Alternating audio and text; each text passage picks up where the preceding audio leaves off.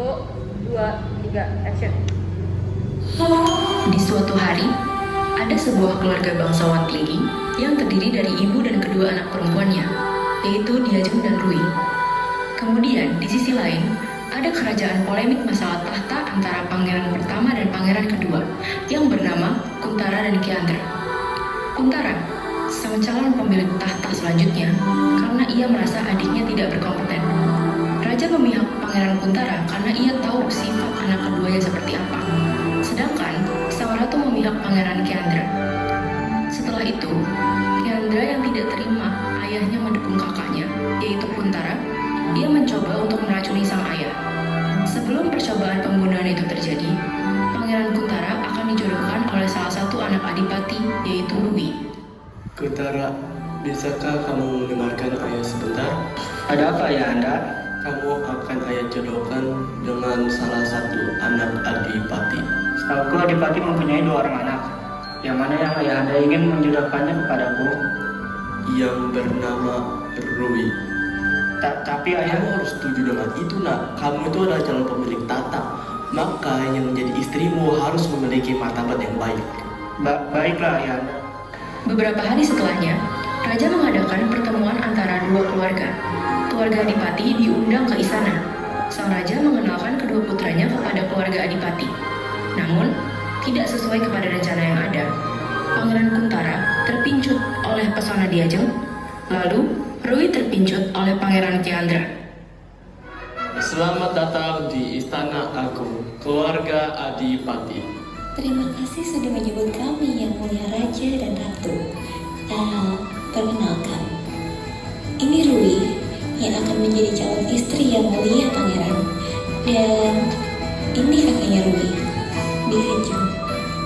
Ternyata benar, Rui itu sangat serasi dengan Kuntara. Saya hampir lupa untuk memperkenalkan putra-putra saya kepadamu, Nyonya. Saya pangeran pertama Kuntara. Saya pangeran kedua Kiandra. Tanpa disadari, pangeran Kuntara selalu menatap ke arah Diajeng karena ia terpikat oleh pesonanya. Di sisi lain, Rui selalu menatap Kiandra karena ia juga terpikat oleh pesona Kiandra. Perasaan Kiandra kuat. Ia mengetahui bahwa Rui telah terpikat olehnya. Ia merasa ada kesempatan dalam kesempitan. Ia pun tersenyum miring. Mereka digiring oleh sang raja ke ruang makan untuk makan siang bersama. Ketika makanan mereka sudah habis, mereka mulai membicarakan tentang rencana perjodohan Kuntara dan Rui. Seperti yang tertera dalam surat yang saya dan Ratu kirim, kami berencana menjodohkan Kuntara dan Rui. Saya setuju. Sepertinya Rui juga tidak akan keberatan. Semuanya menoleh ke arah Rui, dan terlihat Rui sedang bercanda tawa dengan Kiandra. Di sana, Kiandra sibuk menggoda Rui dan Rui tersipu malu. Dan Kuntara pun sibuk berbincang santai dengan Diajeng. Raja yang geram melihat hal itu, ia menggebrak meja untuk mendistraksi atensi orang-orang di sana.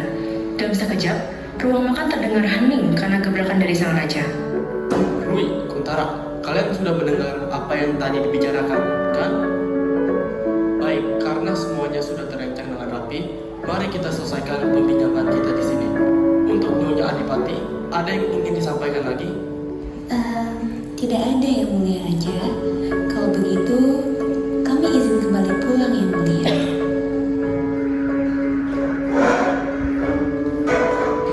Setelah keluarga Adipati pulang, Pangeran Kiandra dan sang ratu berjalan menuju ruangan kerja sang ratu. Kamu mau apa? Mengikuti ibu sampai ke sini? Ibu mau kan aku yang memiliki tahta selanjutnya? Kalau begitu bantu aku, Bu. Bantu aku agar aku menikahi Rui. Dengan itu rakyat akan lebih mendukungku. Percuma saja kalau hanya seperti itu. Pasti ayahmu akan menghalangi hal tersebut. Sekalian saja kau racuni ayahmu itu. Ide yang bagus. Aku setuju dengan idemu, Bu. Tanpa mereka sadari, Kuntara sendiri tadi menguping pembicaraan mereka di depan pintu ruangan kerja sang ratu. Kuntara pun langsung berlari ke ruang kerjanya untuk menuliskan surat yang akan ia kirim ke Diajeng tentang rencana yang dibuat oleh Kiandra dan ratu. Setelah surat selesai ditulis, Kuntara menyuruh salah satu dayangnya untuk mengirimkan suratnya ke Diajeng. Setelah suratnya sampai di tangan Diajeng langsung membuka suratnya dan membacanya dengan teliti. ia sangat terkejut saat membaca surat tersebut. Tidak pakai lama, Ki Ajeng langsung berlari ke kamar Rui untuk memberikan surat tersebut dan menyuruhnya untuk membacanya.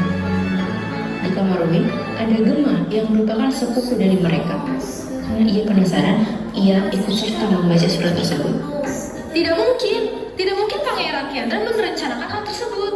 Itu surat dari Pangeran Kuntara, ia tidak mungkin berbohong. Tapi Pangeran Oke, berhenti. Bagaimana kalau kita langsung mendatangi Istana Agung untuk menanyakan kebenaran akan surat tersebut ke Pangeran Kuntara? Di sisi lain, kedua pangeran sedang berlatih pedang di taman belakang istana. Lalu, Kuntara dengan sengaja memancing pembicaraan tentang perebutan tahta.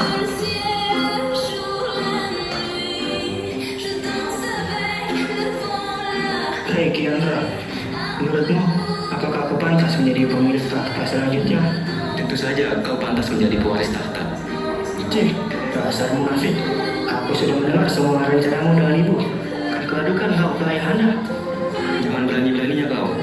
Baru saja Kuntara hendak melawan Kiandra, namun terhenti karena mereka terdistraksi akan kedatangan Rui, Ki Ajeng, dan Gemma. kalian ini kenapa?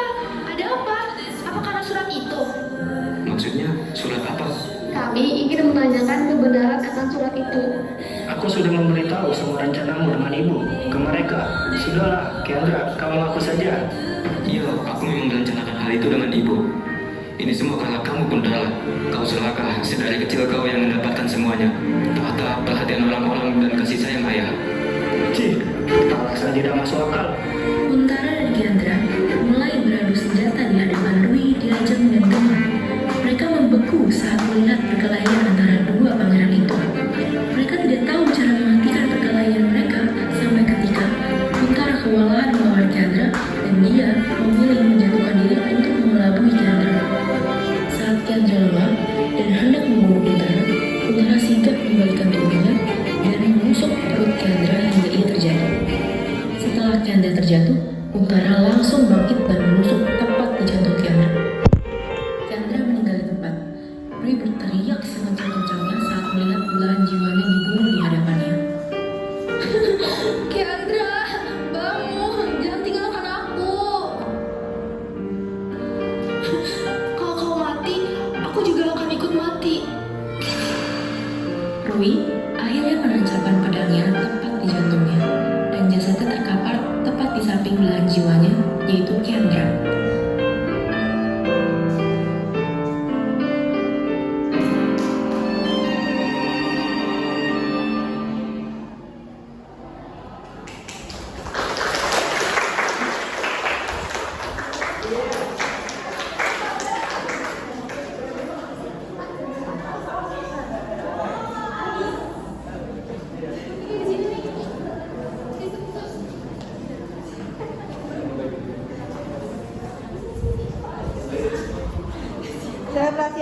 Selebrasi dulu.